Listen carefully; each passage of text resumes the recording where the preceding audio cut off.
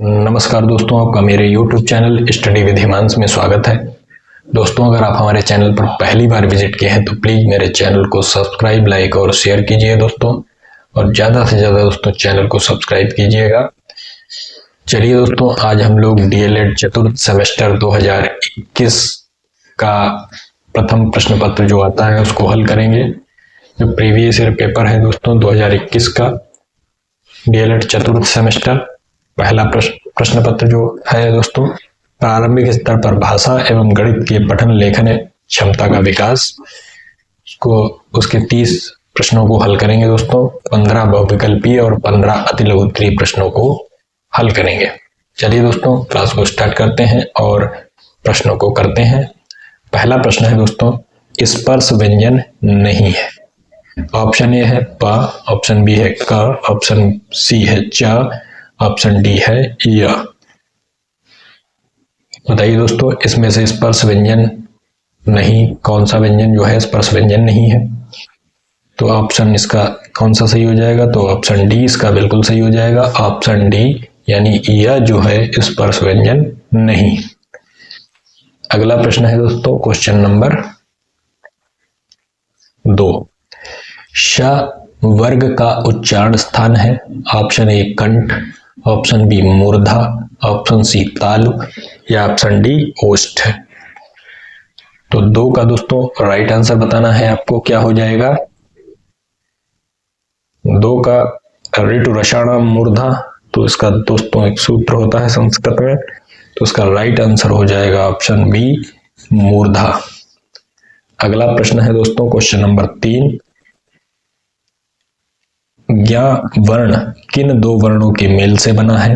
Option A गा plus या, option B गा प्लस या, ऑप्शन सी जा प्लस या ऑप्शन डी जा प्लस या।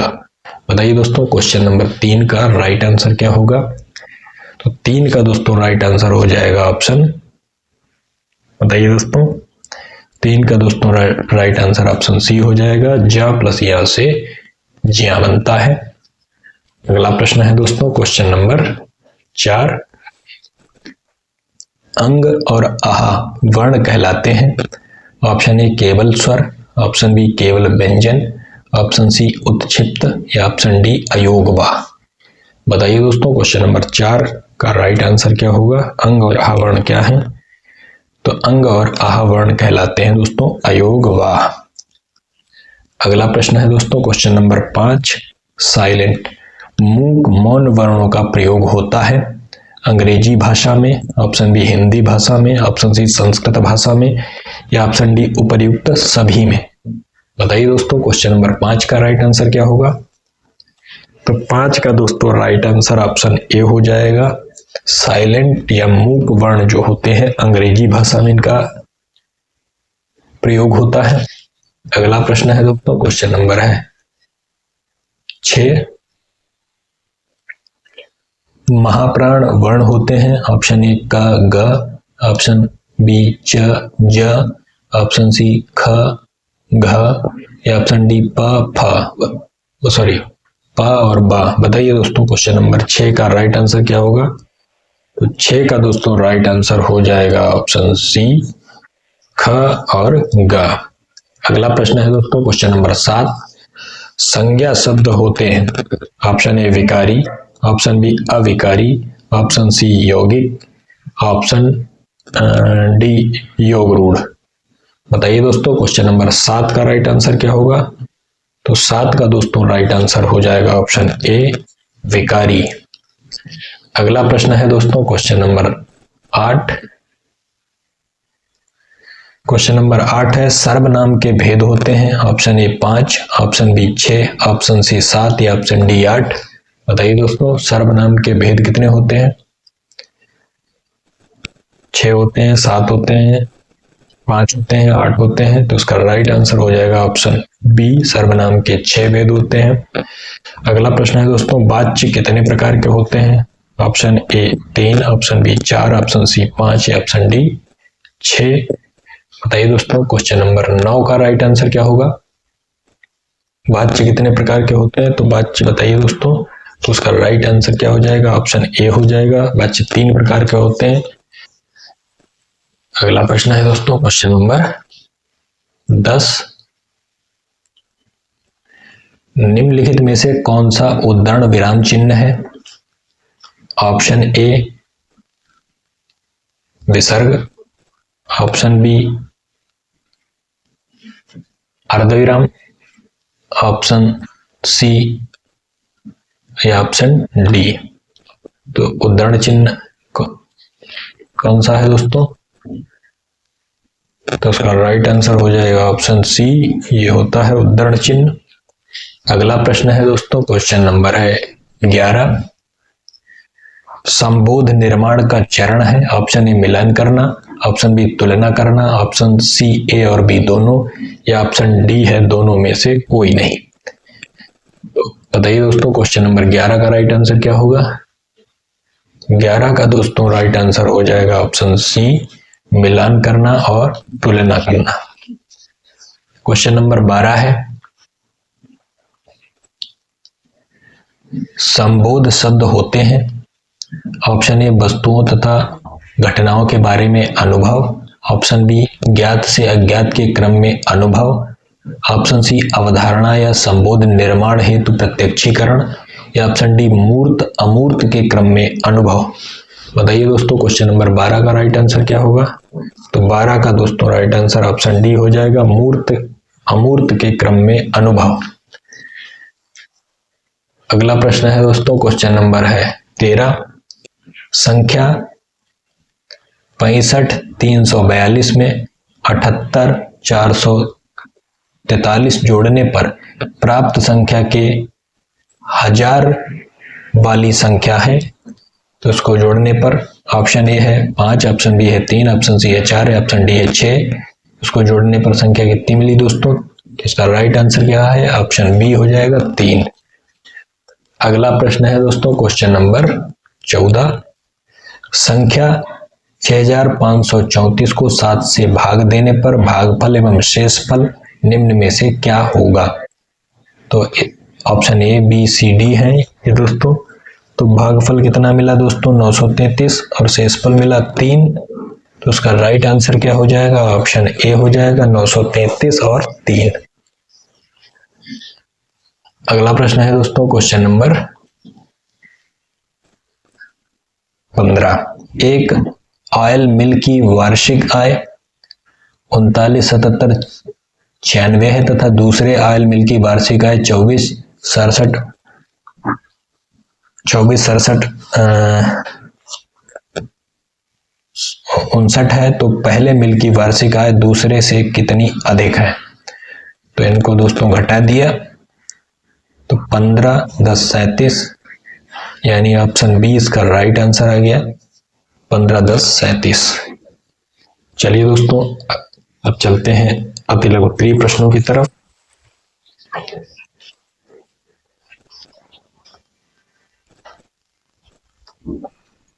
क्वेश्चन नंबर है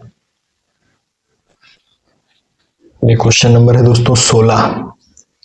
क्वेश्चन नंबर 16 है, भाषाई कौशल के प्रकार लिखिए। तो भाषाई कौशल के प्रकार हैं श्रवण, लेखन, पठन तथा वाचन। क्वेश्चन नंबर 17 है दोस्तों, सुलेख का महत्व लिखिए। सुलेख शब्द लेख से पहले सु उपसर्ग लगाने से बनता है। इसका अर्थ है सुंदर तथा श्रेष्ठ लेख। भाषा शिक्षक को आरंभ से ही बच्चों में सुंदर लेख लिखने की आदत डालनी चाहिए। जो बच्चा आरंभ से सुंदर लेख लिखता है, आगे चलकर उसका हस्त लेख बड़ा ही सुंदर और आकर्षक बन जाता है। अगला प्रश्न है दोस्तों, क्वेश्चन नंबर 18।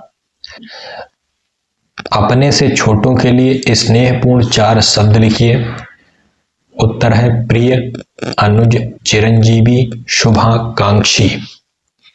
अगला प्रश्न है दोस्तों, क्वेश्चन नंबर अगला है, अव्यय को 100 उदाहरण स्पष्ट कीजिए जिन शब्दों के उपयोग से वाक्य में लिंग, वचन, पुरुष, कारक, काल आदि की वजह से कोई परिवर्तन नहीं होता उसे अव्यय शब्द कहते हैं।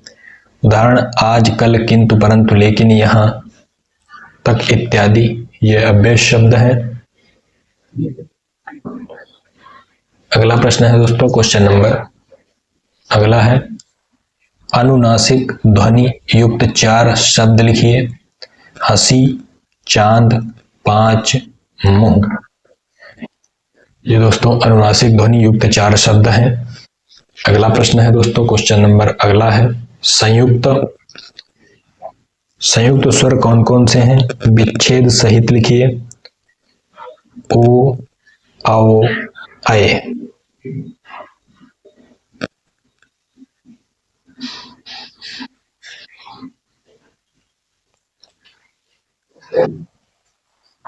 चलिए दोस्तों अगले प्रश्न की तरफ चलते हैं। क्वेश्चन नंबर है 7, राम ने रावण को मारा वाक्य को कर्म वाच्य में परिवर्तित कीजिए। तो इसका उत्तर हो जाएगा दोस्तों, रावण राम के द्वारा मारा गया।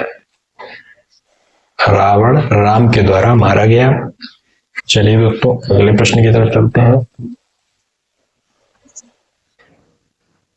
क्वेश्चन नंबर है 8, लिखना सिखाने की पद्धतियों को बताइए। लिखना सिखाने की जो पद्धतियां हैं, मॉन्टेसरी विधि है, अब दूसरा है अनुकरण विधि, चित्र विधि है, मनोवैज्ञानिक विधि है, रूपरेखा अनुकरण विधि, पेस्टोलॉजी की रचनात्मक विधि, जेकार्ट विधि। ये विधियां हैं लिखना सिखाने की पद्धतियां हैं। अगला क्वेश्चन है दोस्तों, क्वेश्चन नंबर है 9, पठन की प्रक्रिया में आरोह अवरोह का महत्व बताइए। पठन की प्रक्रिया में जब तक उचित आरोह अवरोह का समावेश नहीं होता है तब तक उसमें सार्थकता उत्पन्न नहीं होती और न ही पाठ्य वस्तु का भाव ग्रहण हो पाता है। अगला प्रश्न है दोस्तों, क्वेश्चन नंबर 10 है, अग्नि के 4 पर्यायवाची शब्द लिखिए। तो अग्नि के 4 पर्यायवाची हैं दोस्तों, अनल, आग, पावक और दहन। अगला प्रश्न है दोस्तों, क्वेश्चन नंबर है 11, घटाने से क्या आशय? एक संख्या में दूसरी संख्या को कम करना घटाना कहलाता है। घटाना जोड़ का विलोम उल्टी क्रिया है। अगला क्वेश्चन है दोस्तों, क्वेश्चन नंबर है 12, संबोध निर्माण के चरण से आप क्या समझते हैं? गणित की शिक्षा में संख्या बोध का अर्थ है संख्याओं का अंतः प्रज्ञात्मक समझ या बोध। संख्याओं के बोध में संख्याएं, उनका परिणाम, उनका परस्पर संबंध तथा उन पर संक्रिया करने से वे कैसे प्रभावित होते हैं आदि सभी चीजें सम्मिलित है।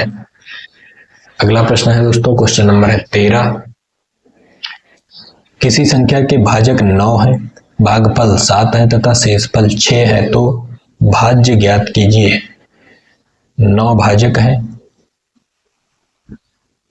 गुणा 7 भागफल है, 6 शेषफल है। संख्या क्या है दोस्तों? 69।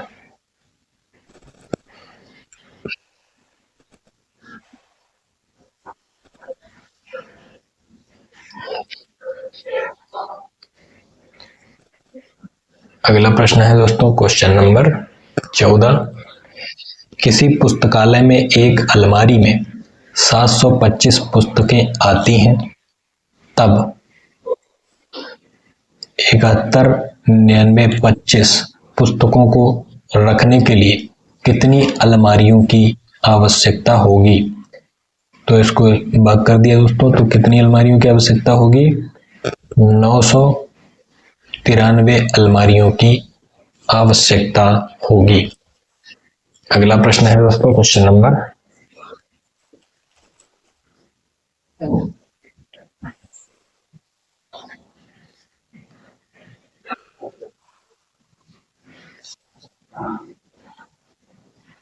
'चलिए दोस्तों आज की क्लास आपको कैसी लगी? क्लास अच्छी लगी हो तो प्लीज़ मेरे चैनल को सब्सक्राइब, लाइक और शेयर कीजिएगा दोस्तों। मिलते हैं अगली क्लास में, तब तक के लिए जय हिंद, जय भारत।